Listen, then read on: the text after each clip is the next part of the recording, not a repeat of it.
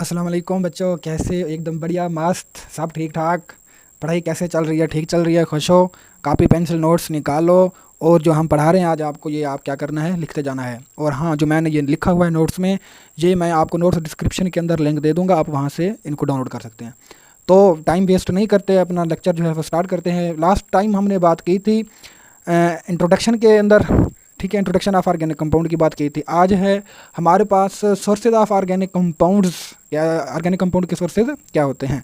तो अगर ये सवाल आ जाता है, ठीक है, कि सोर्सेज ऑफ ऑर्गेनिक कंपाउंड की वजाहत करें, ठीक है, तो जो मेन सोर्स है ऑफ ऑर्गेनिक कंपाउंड का, वो बच्चों क्या है? फॉसिल फ्यूल्स हैं। ठीक है, कौन से हैं बताएं? फॉसिल फ्यूल्स हैं, याद रखना है। फॉसिल फ्यूल्स जो हैं वो क्या हैं कि असल में long period of time the remaining of dead the remaining of plants या dead remaining of plants and animals converted into fossil fuels। असल में ये क्या है? जो रिमेनिंग थी प्लांट्स और एनिमल्स की, इनको हम नाम देते हैं किस चीज़ का?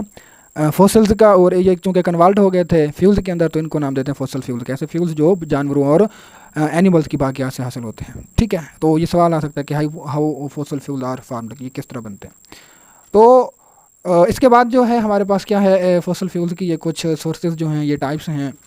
देखो बच्चों, अगर चूंकि आज हम पढ़ने जा रहे हैं सोर्सेज ऑफ ऑर्गेनिक कंपाउंड का, तो सोर्सेज ऑफ ऑर्गेनिक कंपाउंड सबसे जो बड़ी बात है वो क्या है? Fossil fuels he of organic compound के सोर्सेज होते हैं। इसके बाद अगर हम बात करते हैं इनकी, ये कुछ टाइप्स की बात करते हैं, तो फॉसिल फ्यूल्स जो हैं ये 3 टाइप के होते हैं। एक कोल होता है, दूसरा नेचुरल गैस होता है, तो तीसरा जो है वो क्या है? पेट्रोलियम है। देखो बच्चों, आज की इस वीडियो में मैं सिर्फ बात करने जा रहा हूँ कोल की, फिर नेक्स्ट वीडियो में नेचुरल गैस और पेट्रोलियम की बात कर लेंगे इकट्ठे। आज सिर्फ, अच्छा मेरी बात सुन लें कि अगर आपको लॉन्ग सवाल ये देता है तो आपने ये तीनों लिखने होते हैं, लेकिन मैंने ये आपके लिए चलें आसानी किया है कि वीडियो को शॉर्टकट बना दिया। तो अगर हम बात करते हैं कोल की, कोल क्या है? Coal is a mineral deposit containing combustible substances and is a solid fossil fuels. Coal क्या है? इसके अंदर कुछ मिनरल्स होती हैं जो कंबस्टिबल सब्सटेंसेज, यानी कि जो जलने में चीज़ें क्या करती हैं? मदद देती हैं। और ये क्या है? सॉलिड फॉसिल फ्यूल्स है, यानी ये एक फ्यूल है जो एनर्जी देगा। ठीक है, एक ऐसे फॉसिल्स हैं जब इनको जलाएंगे तो हमें क्या हासिल मिलेगी? फ्यूल हासिल होंगे, और फ्यूल को जलाने से हमें क्या हासिल होगी? एनर्जी। और एनर्जी को हम डिफरेंट पर्पज़ के लिए क्या करेंगे? इस्तेमाल करेंगे। हाउ कोल इज़ फार्म्ड के सवाल ये है, अगर सवाल आ जाता है बोर्ड के अंदर कि कोल किस तरह बनता है, ये बोर्ड का अगर सवाल आ जाता है, तो एक छोटा सा ये इसकी भी एक कविता है बच्चों। बात ये है, एक कंसेप्ट है कि आज से 500 मिलियन ईयर्स पहले, ठीक है, हमारी इस पृथ्वी के ऊपर हुई एक दुर्घटना, और उस दुर्घटना के नतीजे में जो पृथ्वी के ऊपर थे क्या चीज़ें? ट्रीज़ थे, वो क्या हो गया? उसके अंदर बरेड हो गए, ज़मीन के अंदर, यानी पृथ्वी के अंदर बरेड हो गए, दफन हो गए। और चूंकि पृथ्वी के अंदर क्या थे? बैक्टीरिया थे। ठीक है, मिट्टी के अंदर बैक्टीरिया होते हैं और वहाँ पर केमिकल रिएक्शन भी हो रहे होते हैं। तो बैक्टीरियल डिकम्पोजिशन, यहाँ पर लफ्ज़ एक लिखते हैं, बैक्टीरियल डिकम्पोजिशन और केमिकल रिएक्शन की वजह से वो जो ट्रीज़ थे, वो उनकी जो वुड थी, यानी देखें ट्रीज़ किस चीज़ पर मुश्तमिल होते हैं? वुड पर। वो जो वुड थी वो किसके अंदर कन्वर्ट हो गई थी? पीट के अंदर। ठीक है, पीट जो है ये कोयला की एक किस्म है, और ये घटिया तरीन कोयला की किस्म जो है इसको कंसिडर किया जाता है, इसको पीट को। ये मरूज आ सकता है कि घटिया तरीन जो कोयला की किस्म है, वो rust form of coal is peat है। ठीक है, तो फिर क्या हुआ? फिर एक दुर्घटना हुई कि ज़मीन के अंदर कुछ तापमान, यानी टेम्परेचर और प्रेशर के अंदर ये कुछ तब्दीलियाँ आई। हाई टेम्परेचर हुआ, हाई प्रेशर हुआ अर्थ क्रस्ट के अंदर, और वो जो पीट था हमारे पास, ये जो पीट था ये किसके अंदर तब्दील हो गया? कोल के अंदर तब्दील हो गया। ठीक है, तो इसमें हमारे पास ये कुछ यूजेज ऑफ कोल हैं। तो हाँ जी, सबसे पहले कि ये ऑर्गेनिक कंपाउंड का, ये तो पहली बात ये है, सॉलिड फ्यूल के तौर पर इस्तेमाल होता है। अच्छा, ये भी है कि सोर्स ऑफ ऑर्गेनिक कंपाउंड है। ठीक है, पाकिस्तान के अंदर अब ये मरूज आ सकती है कि कितने 184 बिलियन टन जो है वो कोयला, जो एक जियोलॉजिकल सर्वे के मुताबिक पाकिस्तान के अंदर 188 बिलियन टन पाया जाता है। 80% कोल जो है वो हम क्या करते हैं? ये जो भट्ठे वगैरह होते हैं, ठीक है, चिमनीज़ के अंदर ये जो ईंटें वगैरह हैं, हम अपनी सराय ज़बान में इसको कहते हैं सिल्हा। तो बेक ब्रिक्स या को पकाने के लिए भी क्या किया जाता है? कोल का इस्तेमाल किया जाता है। और इसी तरह some quantity is use for domestic purpose. घरों के अंदर भी ये जिस तरह जो हम लोग खाना पकाने के लिए कोयलों का इस्तेमाल करते हैं, और पहले ज़माने में हम भी क्या करते थे, वो जो कोयले की इस्त्री होती थी, हम कपड़े इस्त्री किया करते थे, यानी कि कोयलों को कपड़े की इस्त्री में इसी तरह थर्मल के अंदर इस्तेमाल किया जाता है जनरेशन ऑफ इलेक्ट्रिसिटी के पर्पज़ के लिए। तो इसके बाद जो है हमारे पास वो जो कोल किस तरह बनता है, इसकी ये मैंने एक वो बनाई है शॉर्टकट कि वुड जो है, यानी कि वुड क्या है असल में, बताएं? है आपके पास जवाब? वुड क्या है? यानी डेड प्लांट्स एंड ट्रीज़ जो हैं वो क्या हैं? वुड होती हैं। ठीक है, जब बैक्टीरियल रिएक्शन हुआ, केमिकल रिएक्शन हुआ किसके अंदर? जब ये डेड प्लांट या ट्रीज़ जो थे जब ज़मीन के अंदर बरेड हो गए थे पृथ्वी के अंदर, तो बैक्टीरियल रिएक्शन और केमिकल रिएक्शन की वजह से ये किस में तब्दील हो गए थे? पीट। मैंने भी बताया था कि ये पीट जो ये क्या है? एक आपके पास घटिया तरीन कोयले की किस्म है। फिर हुई हमारी धरती माँ के ऊपर हाई तापमान और हाई प्रेशर की मदद से ये जो पीठ था किस में तब्दील हो गया था लिग्नाइट के अंदर। ये भी एक नरम किस्म होती है कोयला की, ठीक है। और इसके बाद जो हमारे पास है क्या हुआ कि ये फिर थोड़ा प्रेशर पृथ्वी के ऊपर मज़ीद पड़ा, तो वो जो था बिचुमिनस के अंदर क्या हो गई, ये चीज़ें कन्वर्ट हो गई।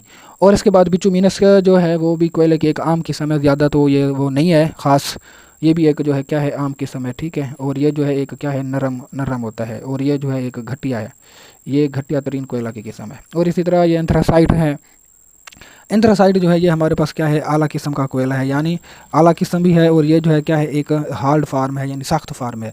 और मारूफ आती है कि इसके अंदर कार्बन की जो मात्रा है वो कितने % है। हाँ जी, ये मैट्रिक क्लास में भी आपने पढ़ी थी मेरे ख्याल से, आपको याद तो नहीं होगा, आप तो लोग रट्टा लगाते फिर भूल जाते हैं।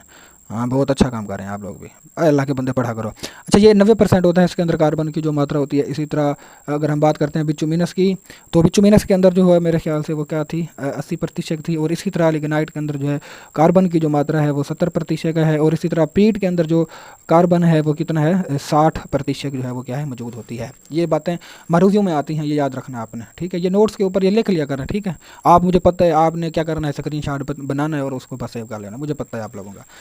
ला ला ला ला ला ला ला ला ला ला हो। अच्छा, अब हम बात करते हैं कार्बोनाइजेशन ऑफ कोल की। अब ये सवाल है, अहम सवाल है, शॉर्ट सवाल है, और ये 100% अहम सवाल है बच्चों, ठीक है।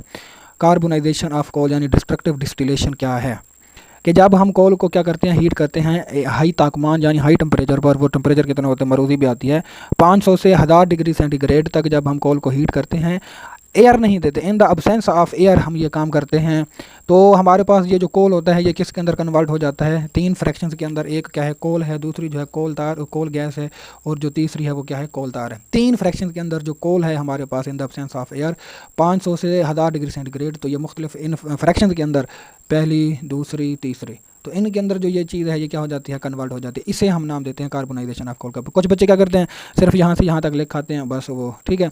तो ये इस तरह थोड़ा ये बना लिया करें, इफेक्टिव हो जाता है, ठीक है। तो इसके बाद है हमारे पास कोल तार जो है वो large number of aromatic organic compound पर मुश्तमिल होता है। ये अहम एक मैंने लिखा है, अहम नोट है। अब मरूद आ जाती है कि कोल तार के अंदर क्या अरोमेटिक है ऑर्गेनिक कंपाउंड होते हैं। हाँ जी बिल्कुल होते हैं, और इनको किस तरह आला किया जाता है, तो फ्रैक्शनल डिस्टिलेशन की मदद से। मैं तो ये हैरान होता हूँ कि बच्चे सेकंड ईयर में आ जाते हैं और उनको फ्रैक्शनल डिस्टिलेशन और डिस्ट्रक्टिव डिस्टिलेशन का पता ही नहीं होता। चलो मैंने सोचा कि इनको ये तारीफें भी लिख देते हैं बच्चों। जी सर, बच्चों फ्रैक्शनल डिस्टिलेशन की तारीफ भी समझ लो काके काकियाँ। अच्छा सुनो, फ्रैक्शनल डिस्टिलेशन जो है असल में आप क्या करते हैं कि कोई मिक्सचर है आपके पास, जिस तरह पेट्रोलियम है, ये क्लास 10th में भी आपने इसके अंदर आखिरी चैप्टर में पढ़ा था केमिकल इंडस्ट्री के अंदर, कि कोई मिक्सचर होता है, आप उसके जो कंपोनेंट्स होते हैं उनको क्या करते हो सेपरेट आउट करते हो, किस बेस पर, बॉइलिंग पॉइंट की बेस पर या upon their boiling point, this is called fractional distillation. ये शॉर्ट सवाल आता है कि फ्रैक्शनल डिस्टिलेशन और डिस्ट्रक्टिव डिस्टिलेशन से क्या मुराद है, ठीक है। तो ये भी इधर से देख लें। Heating of coal in the absence of air at high temperature is called destructive distillation. के हीटिंग ऑफ आप लिख सकते हैं, यहाँ तो कोल है, कोल भी क्या है असल में मिक्सचर है किन किन चीज़ों का, कोल तार, कोल गैस का, ठीक है, कोल, और इसी तरह ये कोक का। तो असल में कोल जो है क्या है एक मिक्सचर है। तो जब आप इसकी क्या करते हैं बच्चों, हाँ जी, हीट करते हैं in the absence of air, हवा की गैर मौजूदगी में, तो एट हाई टेम्परेचर, ये लफ्ज़ ज़रूर लिखना है, एट हाई टेम्परेचर, बहुत ज़्यादा तापमान जब देते हैं, ठीक है। तो इस चीज़ को हम नाम देते हैं किस चीज़ का, डिस्ट्रक्टिव डिस्टिलेशन का।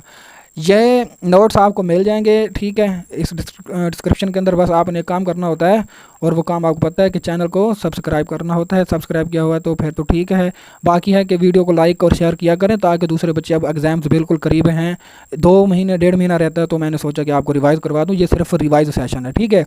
तो बस आप ये जल्दी जल्दी अहम सवाल आपको, अहम मरूजियाँ, ठीक है, और कुछ कंसेप्ट आपको बता दिए जाएंगे, और आपने ये सारा काम करना है। वीडियो को लाइक और शेयर जरूर कीजिए। ओके बच्चों, अल्लाह हाफ़िज़, गुड बाय, शू शू।